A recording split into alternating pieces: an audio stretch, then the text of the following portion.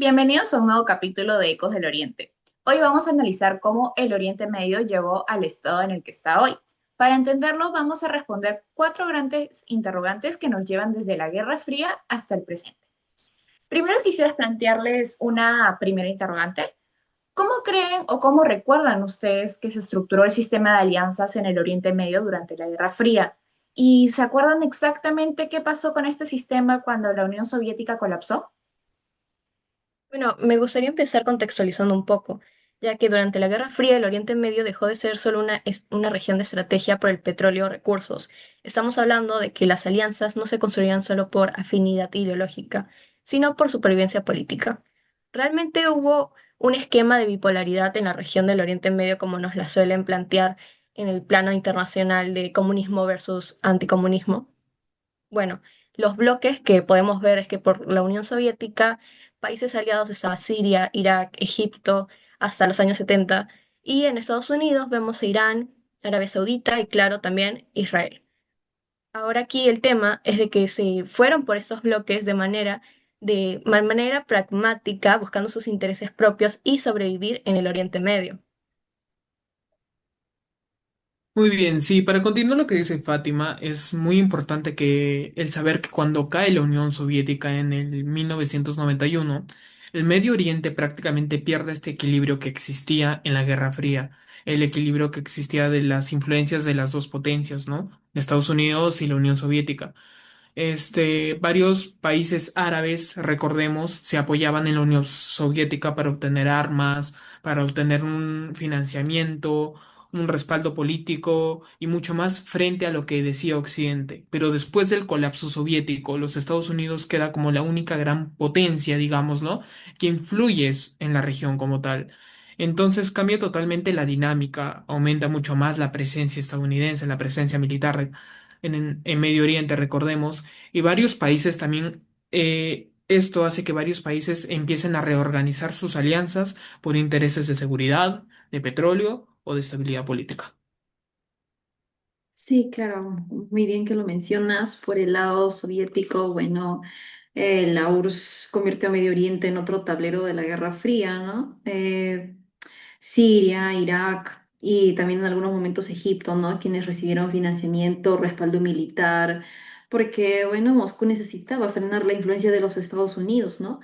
En una región clave por el petróleo y las rutas estratégicas, pero algo más importante que esto son las alianzas que nunca fueron totalmente ideológicas, eran relaciones pragmáticas, si vamos a llamarlos así, muy parecidas a las que vimos en América Latina también durante la Guerra Fría. Las superpotencias aquí apoyaban gobiernos no por afinidad moral, sino porque servían a su equilibrio global de poder, ¿no? De hecho, Kissinger decía que en la política internacional los estados no tienen amigos permanentes, ¿no? Sino intereses permanentes y Medio Oriente, bueno, refleja esta definición a la perfección. Sí, definitivamente, chicos, acaban de describir un sistema que nunca fue ideológico, como mencionaba Cintia, sino que fue bastante pragmático desde el primer día. Nadie era occidental o comunista por convicción. Sí, era puro cálculo de intereses y cuando la Unión Soviética desapareció, este cálculo dejó a media región sin patrocinador y sin proyecto político. Este vacío exactamente es lo que nos lleva al siguiente punto que quisiera mencionarles, que ¿cuándo y por qué resurgió con fuerza el islamismo radical?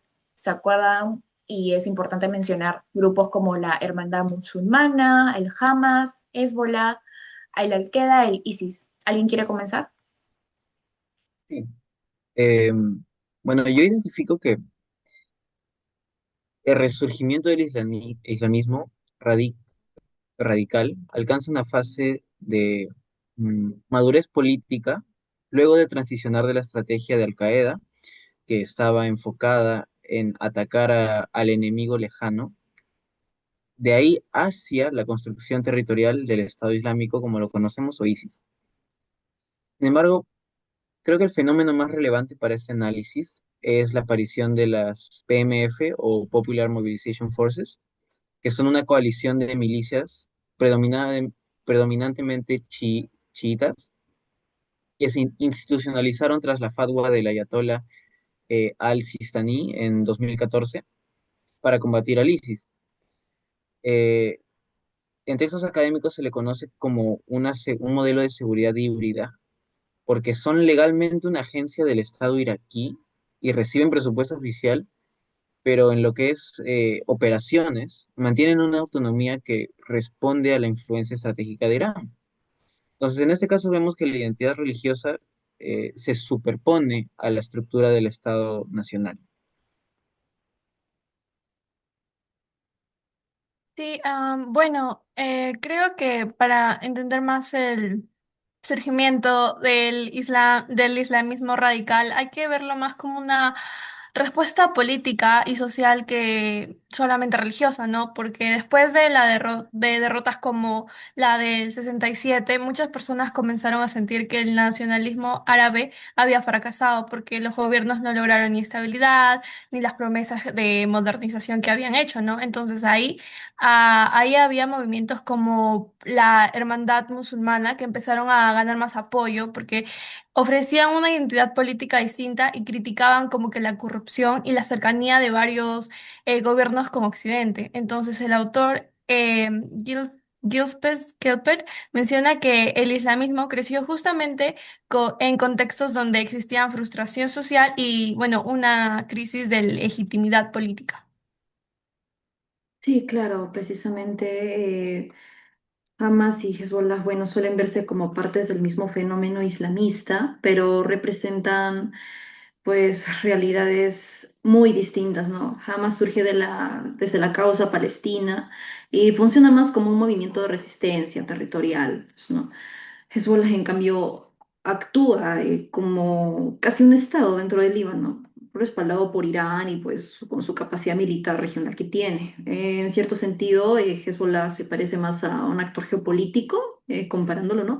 Que a una simple guerrilla, y eso demuestra cómo es que el islamismo dejó de ser solo una ideología religiosa y pasó a convertirse en una herramienta pues, de poder político, militar, y no, y ya, bueno, para acabar conmigo, bueno. Samuel Huntington incluso advertía que después de la Guerra Fría muchos conflictos ya no serían solo ideológicos, sino también identitarios y civilizacionales, ¿no? Sí, algo que yo quisiera subrayar con lo que ustedes mencionan es que el islamismo no ganó porque fuera algo más convincente espiritualmente, sino que ganó porque el proyecto secular se destruyó a sí mismo. Es decir, que no fue un renacimiento religioso, sino fue una respuesta política a una derrota política. El Islam fue el vehículo disponible para canalizar una frustración colectiva que ya existía y era enorme. Y siguiendo con esta línea del tiempo, quisiera plantearles una nueva pregunta, que es, ¿cuál es la relación que tiene el renacimiento de estas ideologías religiosas con el fracaso del nacionalismo árabe y con el conflicto de Afganistán? Bueno, como acaban de mencionar, el nacionalismo árabe se vino abajo y podríamos decir que esta fue una de las causas por la cual resurgió el islamismo radical. Sin embargo, también hay que tener en cuenta el hecho de lo que sucedió en Afganistán. Todas estas derrotas que no pudo, que estas derrotas del nacionalismo árabe en Afganistán vieron una solución, una alternativa, que no solo iba en fe, pero logró ser una alternativa que sí los llevó a la victoria de cierta manera. Sí, y también, o sea, mencionar que el nacionalismo árabe también, como dijo mi compañera, prometía unidad, modernización y fortalecimiento frente a Occidente, especialmente como líderes como Nasser. Pero después de derrotas, estos proyectos pierden credibilidad, cuando los proyectos, nacionalistas fracasan, aparece un vacío de legitimidad y política. También Afganistán funcionó como un punto de quiebre donde la invasión soviética en 1969, si no me equivoco, y la posterior guerra con apoyo de Estados Unidos generaron redes de combatientes islamistas que no solo se formaron militarmente, sino que también ideológicamente. Claro, sí, ya algo pequeño para agregar, bueno, ahora que lo mencionas, y así algo de guerras, bueno. Me acuerdo de la trampa afgana, que el ex asesor de seguridad Brzezinski pues veía Afganistán como una oportunidad para desgastar a la URSS, pero las consecuencias a largo plazo pues terminaron escapando completamente de control. Bueno, entonces creo que ya tenemos más o menos la línea del tiempo bastante clara, ya que el nacionalismo árabe prometió modernización, unidad y recuperación palestina y falló en 6 días en 1967, si no me equivoco. Este fracaso hizo como que el combustible ideológico. Afganistán creó la estructura organizada y militar y Estados Unidos, al abandonar Afganistán tras la salida soviética, liberó a miles de combatientes entrenados y sin ningún destino. Esta combinación es lo que explica mucho el mundo que hemos heredado actualmente. Y ya para finalizar, quisiera plantearles una interrogante más reflexiva y de su opinión propia. ¿Ustedes por qué creen que la paz entre Israel y Egipto y los acuerdos de Abraham con las monarquías del Golfo sí fue posible, mientras en cambio la paz con los palestinos, el Líbano, Siria e Irán sigue siendo tan distante? Bueno, lo que has dicho es muy interesante. A las personas cuando se les habla del tema de Medio Oriente, siempre les causa la duda. Pero ¿por qué ciertos países son amigos y otros enemigos? ¿Por qué con algunos sí hay paz y con otros no la hay? Y bueno, creo que influye bastante en la toma de decisiones y qué tan controlado está el país internamente. Uno de los casos de los que podría poner es el caso de Egipto, eh, en el que negoció la paz con Israel a cambio de que a Egipto volvía el Sinaí y a cambio Israel podía fortalecer y mantener una paz con Egipto, que era y aún es un actor muy importante en la región. Pero esto como tal, el acuerdo entre Israel y Egipto no fue algo religioso, digamos, sino trataron de priorizar una estabilidad en la seguridad, en los beneficios económicos, en la seguridad de la región, etcétera, etcétera.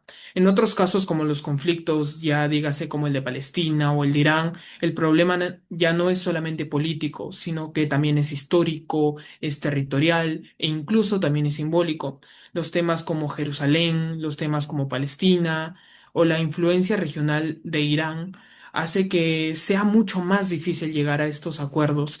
Y si estos acuerdos se llegan a dar, es muy difícil que estos acuerdos lleguen a perdurar en el tiempo. Entonces, no es que la paz sea como algo imposible, pero sí es muy difícil ya que el costo político e ideológico sigue siendo demasiado alto para ambas partes, no solamente para una, sino para ambas partes.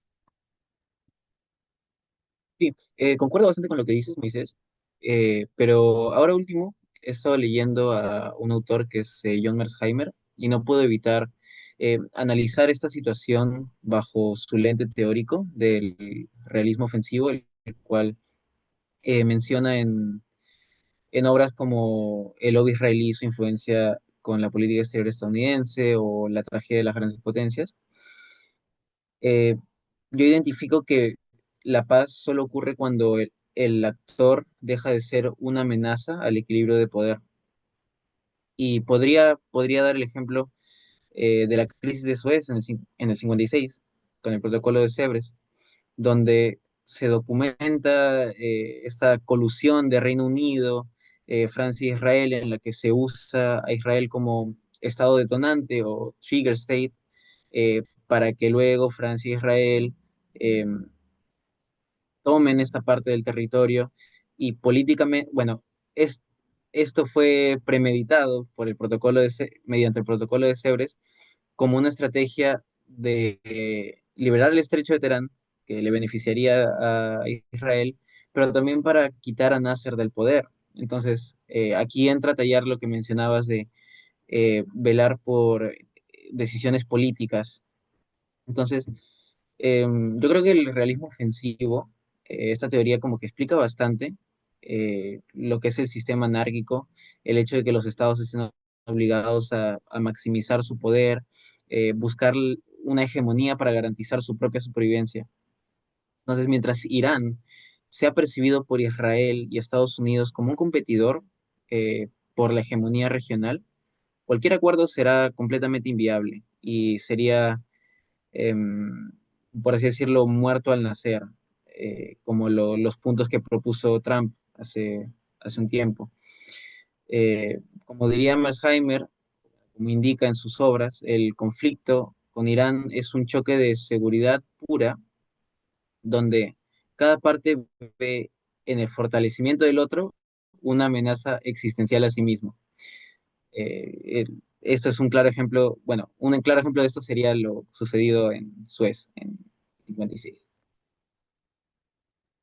Sí, claro, ya para concluir, podemos decir de que la paz donde no llega no necesariamente es por irracionalidad, sino es porque los costos políticos, territoriales o ideológicos de firmar son muchísimo más altos que los costos de seguir en conflicto. Y esto es lo que define la lógica que gobierna en esta región y que es lo más valioso que nos deja para no repetir esta historia. Eso sería todo. Muchas gracias.